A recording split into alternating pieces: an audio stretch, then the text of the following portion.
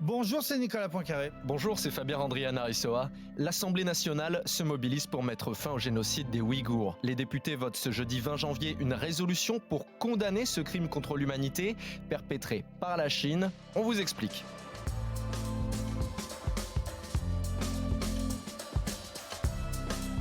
Il y a encore quelques années, personne n'avait jamais entendu parler des Ouïghours.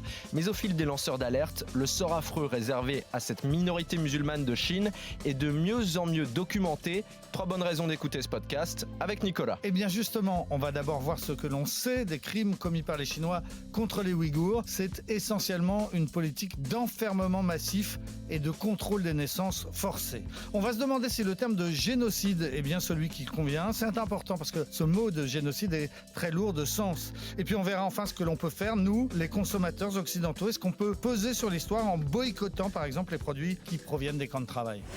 Expliquez-nous le monde. Un podcast RMC. Nicolas Poincaré. Fabien Randrian-Arissoa.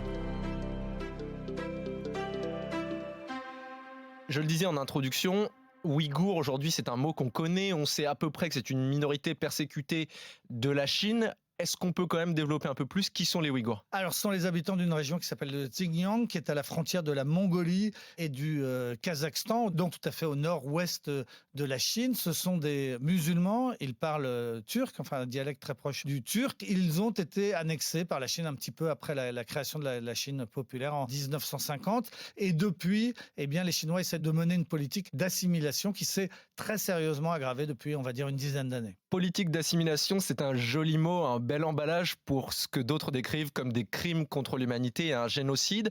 De quoi est-ce qu'on parle ? Alors, on parle d'une politique effectivement massive d'internement. On retient généralement le chiffre de 1 million de Ouïghours qui actuellement sont détenus dans des camps, 1 million sur une population d'environ 12 millions de Ouïghours. Donc c'est énorme, presque 10% de la population qui est enfermée. Il y a des camps pour hommes, des camps pour femmes, des camps pour les orphelins. Les statistiques officielles chinoises disent que 880 000 enfants Ouïghours vivent actuellement dans des orphelinats contre seulement 500 000 il y a encore 2-3 ans. Donc une augmentation énorme. Par satellite, on a des images et on a estimé qu'il y avait à peu près 350 camps d'enfermement. Alors, qui sont enfermés ?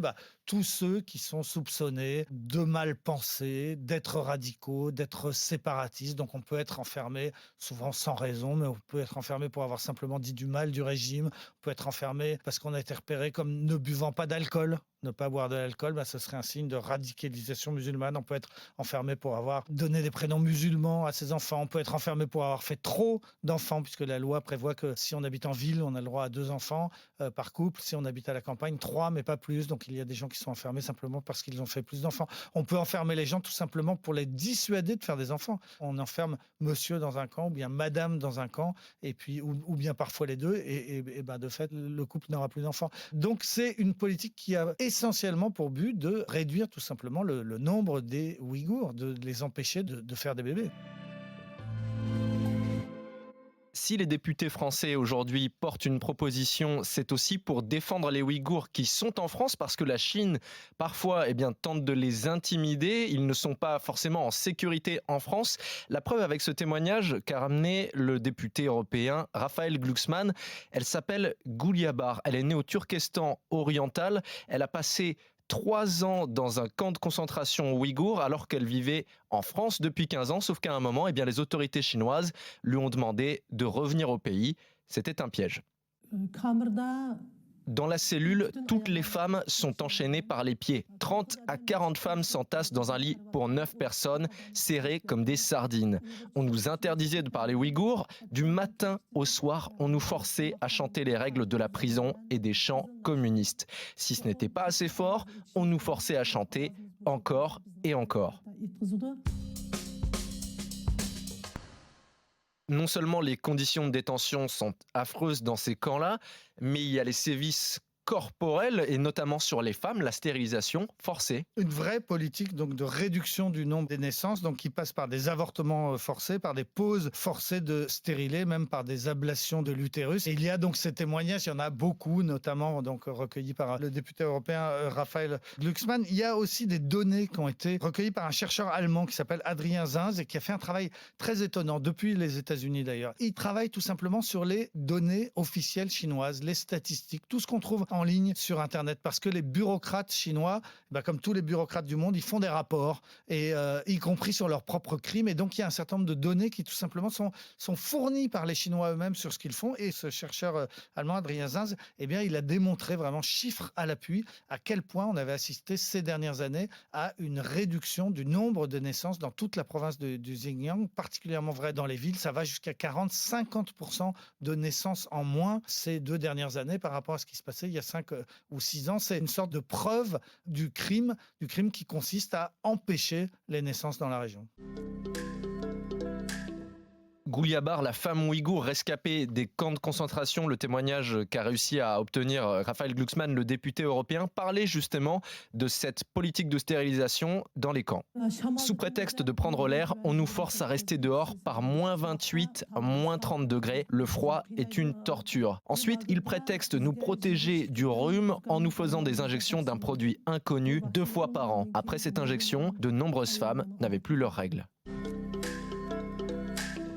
T'en parlais en introduction, à partir de quel moment est-ce qu'on peut parler de génocide ? Alors justement, dans la définition du génocide qui date d'une convention de l'ONU de 1948, donc au lendemain de la Shoah, parmi les critères qui font qu'on peut considérer une politique comme génocidaire, il y a le fait de prendre des mesures visant à entraver les naissances au sein d'un groupe et donc à terme de chercher à détruire ce groupe ethnique, en l'occurrence les Ouïghours. Donc là, cette politique que l'on vient d'évoquer de stérilisation forcée, elle peut tout à fait être juridiquement considérée comme une politique génocidaire. C'est donc le sens de cette résolution qu'ont choisi de voter les députés français qui disent clairement que les Chinois mènent une politique génocidaire. Ils font la liste des crimes qui sont menés contre les Ouïghours: torture, violence sexuelle, viol systématique, internement de masse, travail forcé, surveillance généralisée, stérilisation massive, séparation des enfants et de leurs familles, etc., etc. Donc une liste de crimes qui font qu'on peut considérer cette politique comme génocidaire. Alors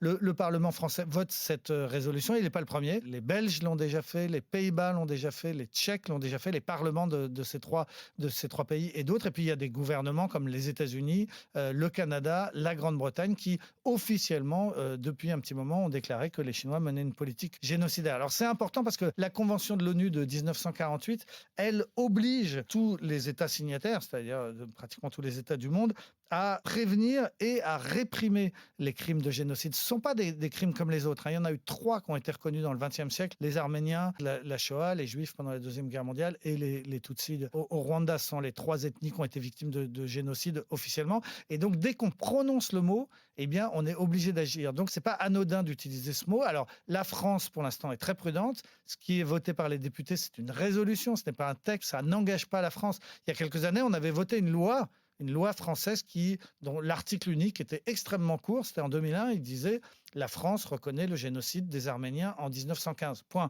Ça n'allait pas plus loin et c'était une reconnaissance officielle et les Turcs l'ont très très mal vécu. Là, ça va moins loin puisque c'est simplement une résolution pour condamner. Mais tout de même, c'est un pas qui est fait par la représentation nationale française pour condamner les Chinois.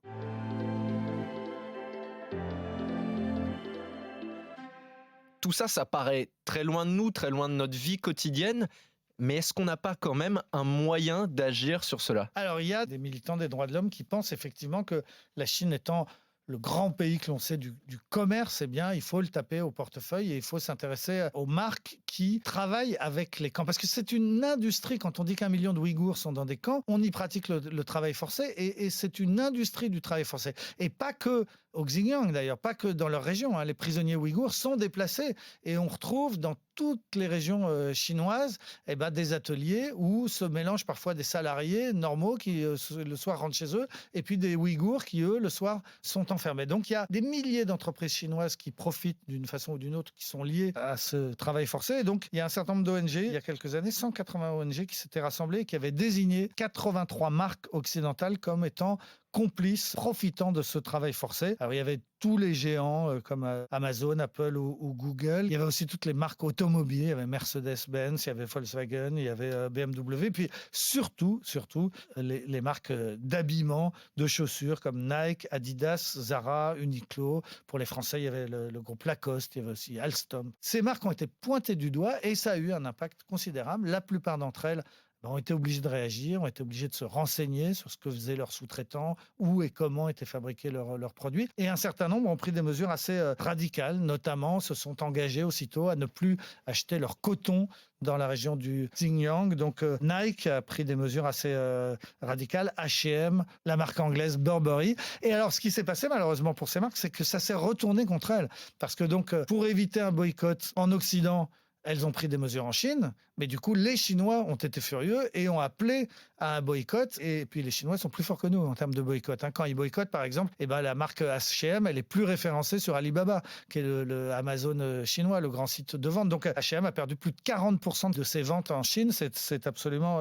énorme. Donc, voilà, on est dans cette espèce de guerre de boycott contre boycott. Mais c'est important. Et effectivement, je crois que de plus en plus, notamment en France, chez les plus jeunes, il y a une sensibilisation à ces questions de ce qui se passe là-bas. Et cette notion qu'effectivement, avec nos achats, en dépensant notre argent, on peut peser dans le bon sens pour essayer de lutter contre ce travail forcé.